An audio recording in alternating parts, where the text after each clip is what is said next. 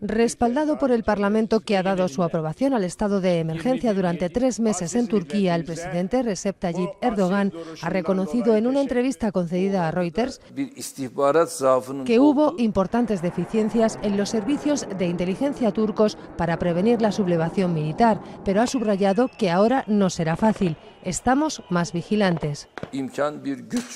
En el país ha sido suspendida temporalmente la Convención Europea de Derechos Humanos y en las calles de Estambul miles de ciudadanos apoyan al gobierno. Así lo asegura este manifestante.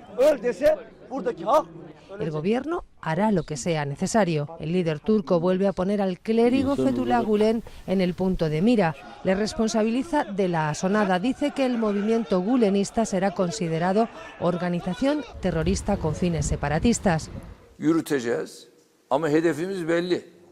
Y se ha referido a lo inmoral, inhumano y cruel del comportamiento de los militares golpistas, antes de anunciar una reestructuración de las Fuerzas Armadas donde dice se necesita sangre nueva.